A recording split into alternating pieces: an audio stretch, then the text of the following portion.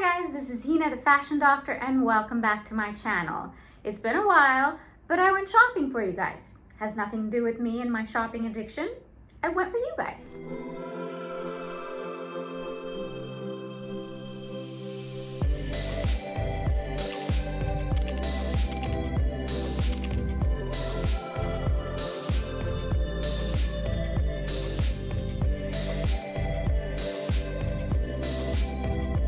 By the way, this was supposed to be a Met Gala review type of video, but then I saw one of the Marilyn Monroe dresses and I thought, no, that's not the type of vintage shopping I promote on my channel. Anyways, so I went to a wonderful little thrift shop called Timeless Treasures. It is in the heart of Culver City downtown. And it is open on some weird times, so if you ever intend to go, just make sure you check the days and times it is open on Google.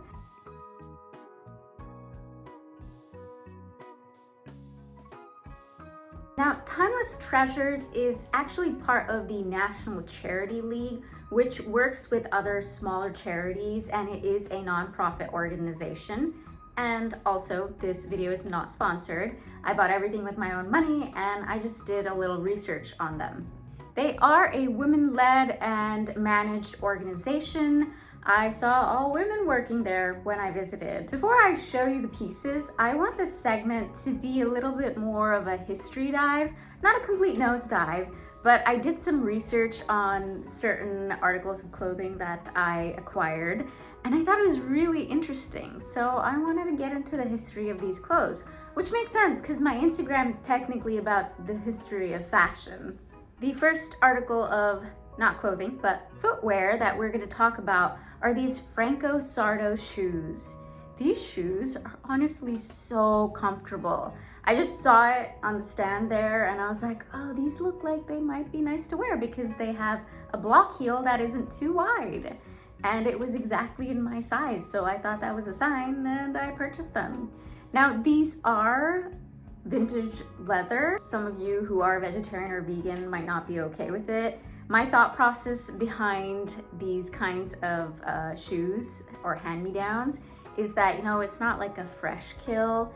It's something that someone is selling in order to make money for charity, and it's not even like, you know, a new item. So I'm comfortable with it, but that's me, you do you. These shoes are from the namesake designer Franco Sarto. Now, his story is interesting. He was a cobbler in Venice, and he had been doing this job since the age of 14. He moved his business to the States in the 1990s, and he's been selling shoes ever since then. These do look a tiny bit worn down, but just ever so slightly. They fit my feet like gloves, okay? I literally walked in these for about 1.5 miles and I was okay, which is a miracle. So these are Heena certified for walking. Article number 2 is also a shoe. I fell in love with these velvet blue Anne Klein shoes. Honestly, I went back and forth because I was like, oh, they're like really worn down. But again, they had this sort of vintage look to them. Like I feel like someone in maybe Victorian England would wear them. Or maybe it's just inspired by that time. And cool fact about Anne Klein, after she passed away, Donna Karan actually took up as like a head designer in her company. I paired these wonderful velvet shoes with this velvety, shiny shrug. Honestly, it's Victoria's Secret. Nothing special there.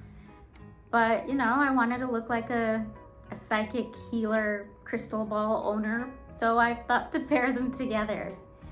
You know, the shrug is actually very comfortable. There may not be a lot of history, but it looked like very good quality. It did not look old at all. Okay, so the 5th item that I have in this haul is the one that excites me most. It is this wool blazer, and guess what? It's an Eddie Bauer blazer.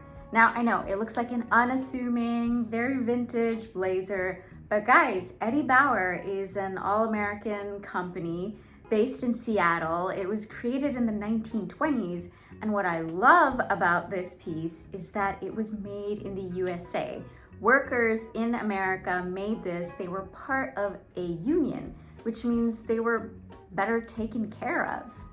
And I just think this is like, this one piece of clothing was like the highlight of the haul. I will say that this item was very difficult to clean. It's already difficult to clean wool, but when it's a vintage piece, it's like, how do I even? I'm pretty sure I did it all wrong, because you're not supposed to clean wool with water.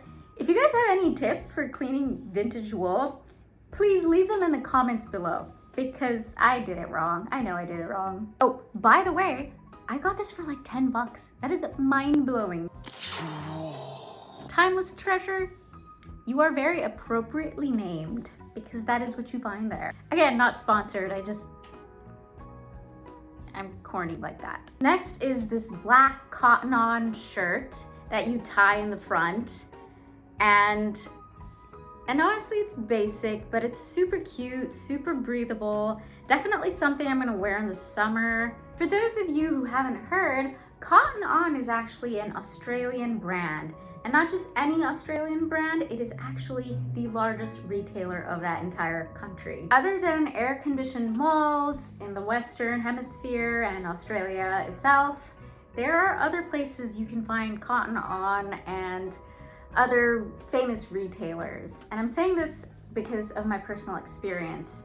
I remember going to Thailand and I purchased this incredible cotton shirt. Guess what the label said? Cotton On.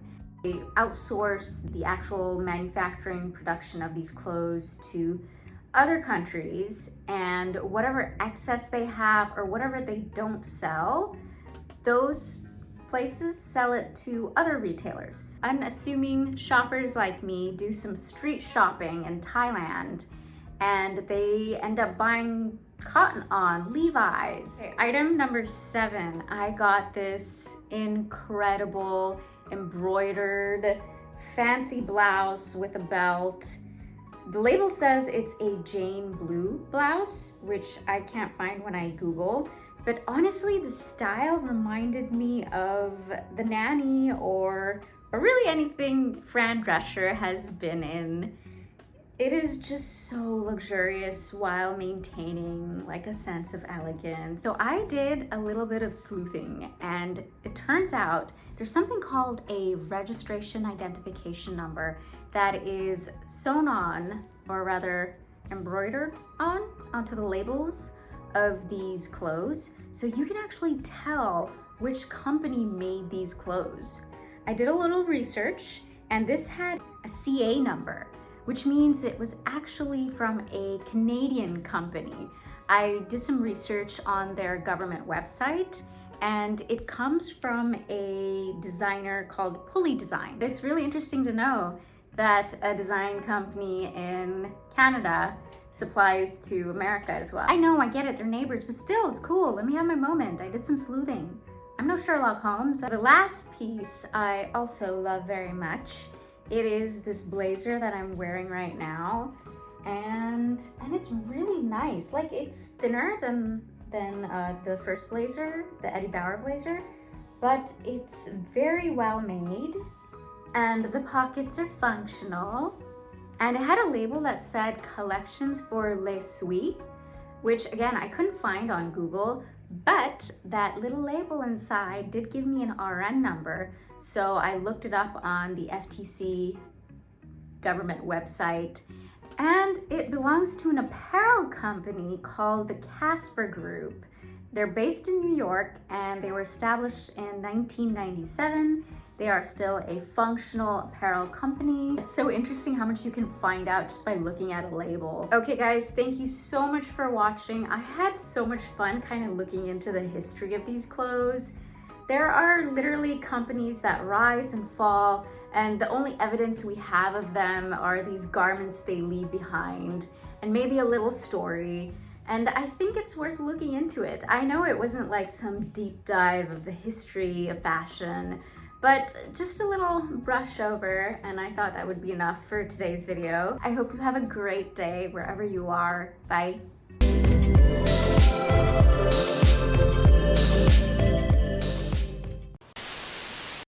Oh, shit. For those of you who haven't heard, cotton on is actually Australia's